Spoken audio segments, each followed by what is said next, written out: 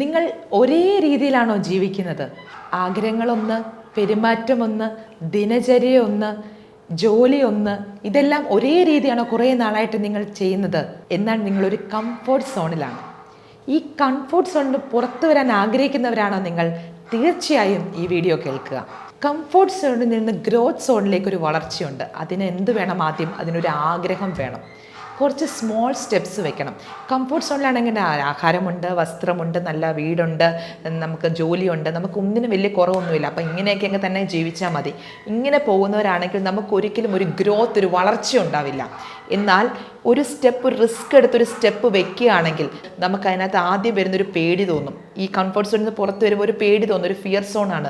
അത് ആദ്യം ഒരു പേടി തോന്നും, പക്ഷെ അത് അതിജീവിക്കാൻ കഴിയുമ്പോൾ പിന്നെ ലേണിംഗ് സോണാണ്.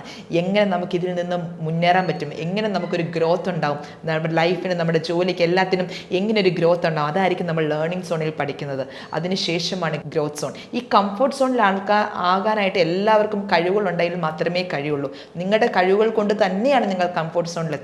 എന്നാൽ അതിൽ തൃപ്തിപ്പെടാതെ ഒരു ഗ്രോത്ത് സോണിലേക്ക് ഒരു വളർച്ച നിങ്ങൾ നേടണം. അതിനുള്ളിൽ കഴിവ് നിങ്ങളിൽ തന്നെ ഉണ്ട്. ആ ഒരു സ്മോൾ സ്റ്റെപ്സ് ഡെയിലി വെക്കുവാണെങ്കിൽ ആ ഗ്രോത്ത് സോണിലേക്ക് വരുവാനും നിങ്ങളുടെ ജീവിതം കൂടുതൽ മനോഹരവും സന്തോഷമാകുവാനും സാധിക്കും. നന്ദി, നമസ്കാരം.